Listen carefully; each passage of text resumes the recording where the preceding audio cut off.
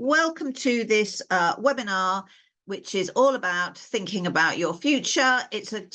Gives a couple of things from our 90-minute bite-sized learning session for managers around the career conversation guide.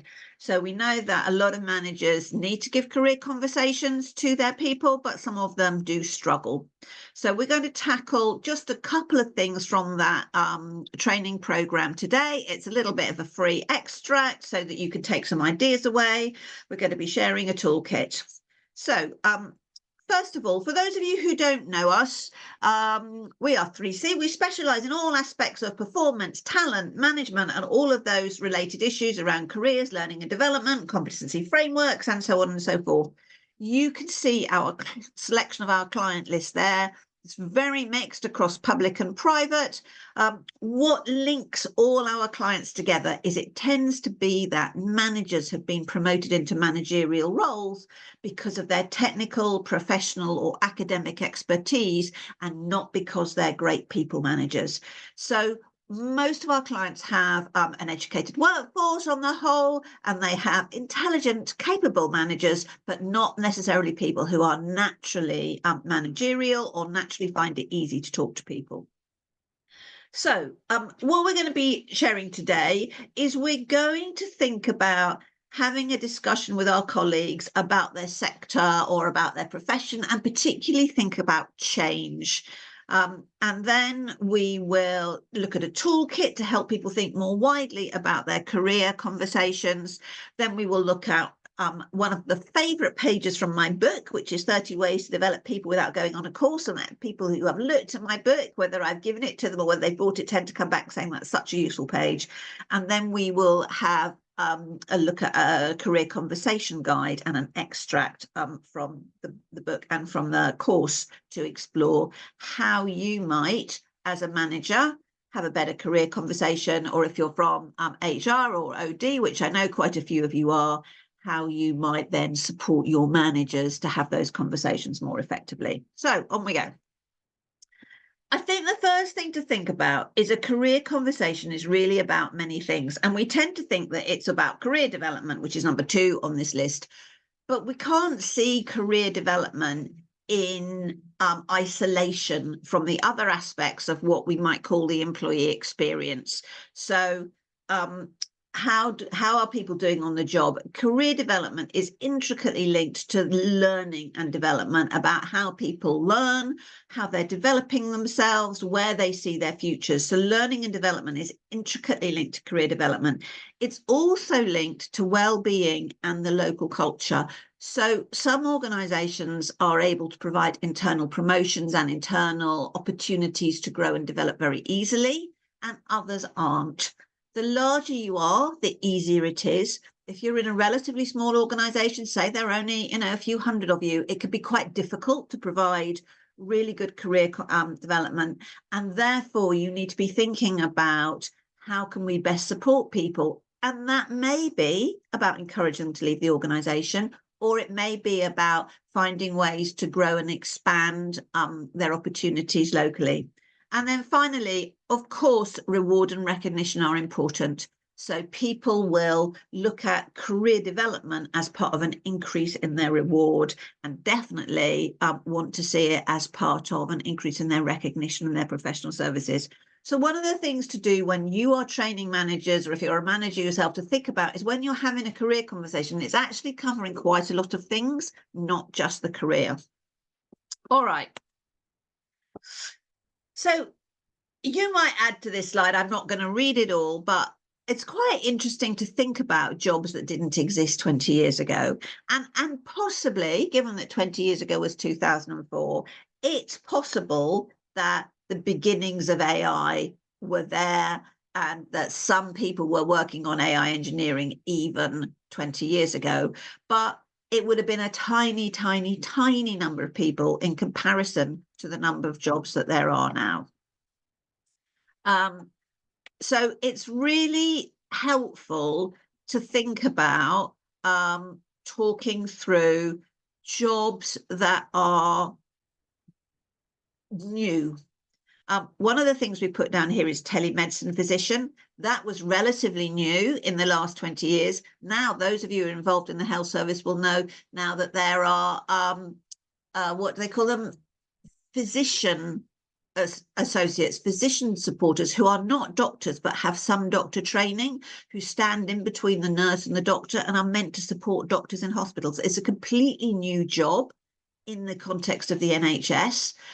It didn't exist even 10 years ago, but it might be something that people who want to have a career in medicine but don't want to take on the full responsibility of being a doctor might think about. Got some interesting conversations up here from Josh. Yeah, talking about people moving outside the business is really important, Josh, and we will come back to that in a moment. So one of the reasons why I do this is that it might be worth, if you are talking to your staff as a team before you have individual career conversations, to ask them to think about jobs, even in their area or profession, that didn't exist 20 years ago, because that opens their mind up to the fact that their future career may not be what they thought it was going to be. So here are some key questions, and some of you might find this useful to have in a team conversation before you start on a round of career conversations, and some of you might find this useful to have as a one-to-one, and certainly useful for yourself. So in your own profession, all right, is your role still going to exist? You know, is AI going to change the nature of your role? Will your function even still exist? And what's the relationship between what knowledge and skills you have now and what you think knowledge and skills might be in the future? And then perhaps it's worth understanding, actually, where is the change coming from? So often it's coming from technology, but that's not the only thing it comes from. You know, it comes from our changing culture. The whole job of influencer, yes, it's enabled by technology, but it has come from many people's desire to spend a lot more time online finding out about things and having somebody filter a wealth of information for them. So what's driving the change in careers? What's driving the change in your organization? And how does that affect what might happen to the profession that you are in, or the kinds of roles that you expect to be able to do in the future? And then I think that leads to quite an interesting and rich conversation, which we would encourage people to spend quite a bit of time on. So instead of thinking about the specifics of the skills that you use to do your job, thinking about where and how people create value. So what is the value that you're actually bringing to the organization, and how will that value continue to have value in the future or not? So will the value you add actually be marginalized? You know, to take the very, very old very old example, at the time when horses still pulled plows, it would have been a really value-adding activity to be great with horses. Once we have tractors, we don't need to be great with horses in order to do to work on the farm. But it might be that our ability to be great with horses is useful somewhere else, or it might be that we want to create a new skill of driving a tractor. Now, obviously, that's a very simple example. I don't know the detail of everything that where you work, but for example, I know we have people from law firms on here today. The way in which law firms work, that much more basic contract work, can be delivered through technology supported enablement, rather than individual lower level lawyers having to literally enter data, enter words into a machine. So where lower level lawyers added value and were also learning so that they could then progress, how is that changing now? Where does the value come from in our junior lawyers? How do we build that value and make the most use of it in the future? What does that mean for them? What does that mean for us as values? So thinking about values and thinking about strengths. Now, strengths are quite popular. At the moment, there are a number of organizations that offer strengths analyses. One of the useful things about strengths is that the strengths are really about how you work rather than what you do. So they tend to be more timeless. and understanding the strengths. Maybe your strengths are in absolutely attention to detail, getting things done, making sure, you know, every single minor point has been thought about, or maybe your strengths are about engaging and motivating teams, or whatever. But helping people understand their strengths can help them see their future. And finally, it really is inherent on you as a manager to help people understand if they have got some critical skill gaps. For example, many more jobs now need some basic understanding of how to analyze data. People who never used to have to think that it was part of their role now quite probably need to understand data, know how to read charts, know how to read spreadsheets, maybe know how to manipulate some of those spreadsheets, and maybe that's not something they ever had to do in the past. So where are the critical skills? So a really rich conversation to have before you get anywhere near what do I do next? What is my career? All right, moving on.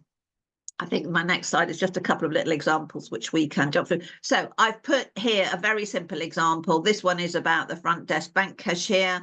I won't take you through all of this one because it's a fairly simple one. As we know, more and more banks are closing. Therefore, there are closing their branches. Therefore, there are fewer and fewer front desk roles.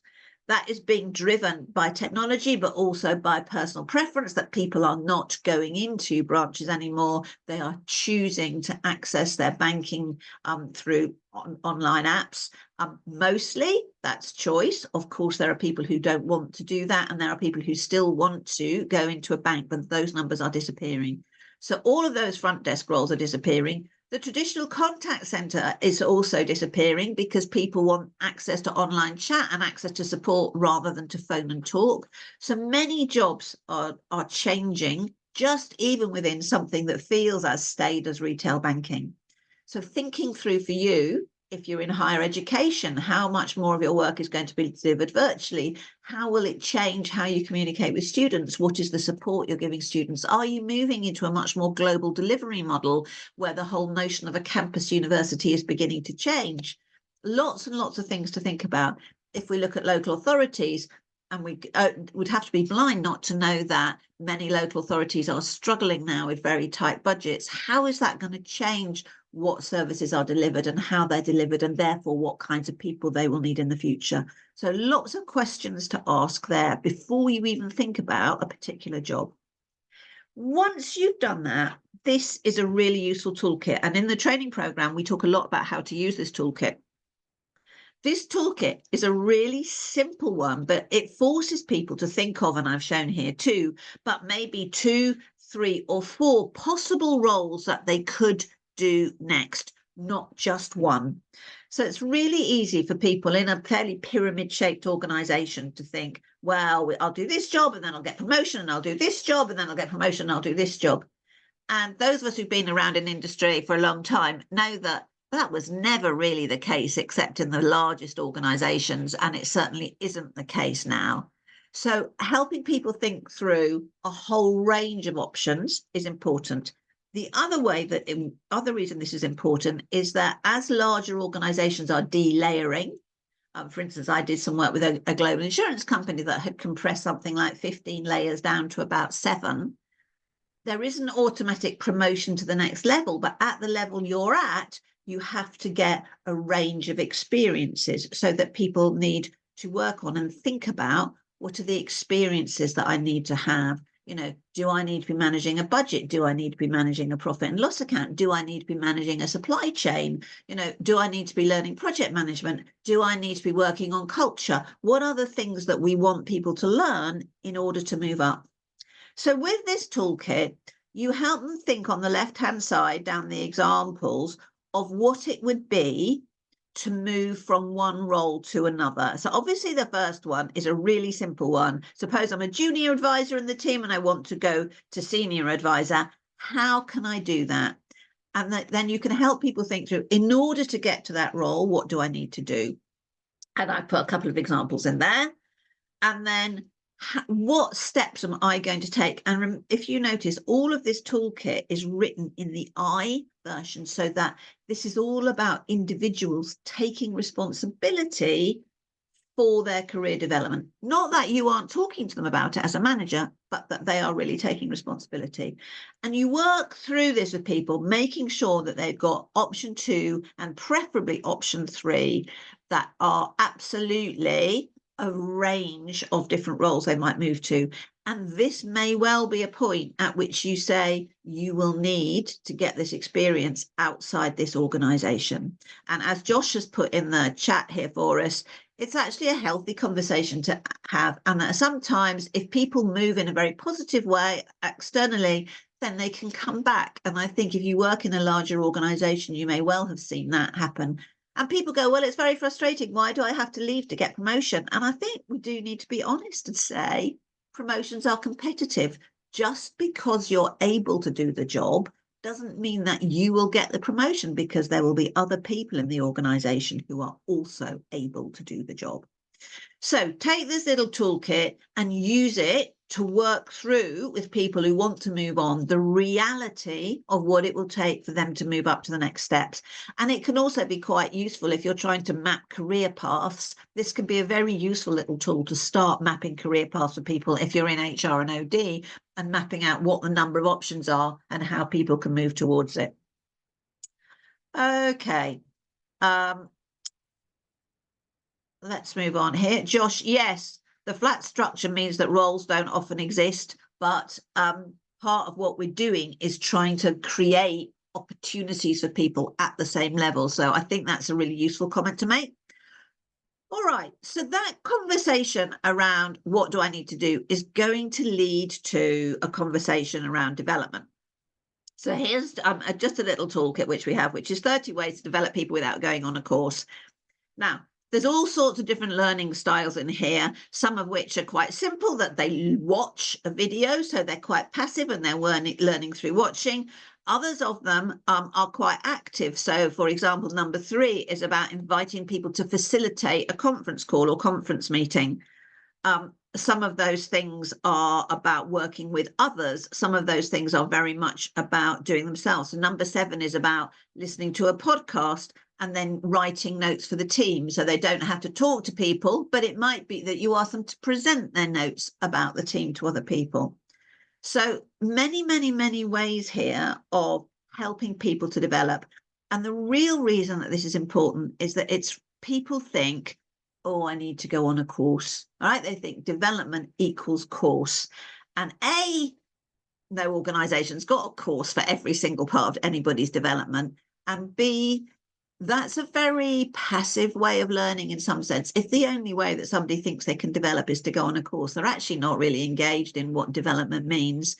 So this kind of tool is really useful to share with your team to say, all right, let's go back and look at, if we go back one, let's go back and look what we put on here. What development do we need? What are my first steps towards doing something?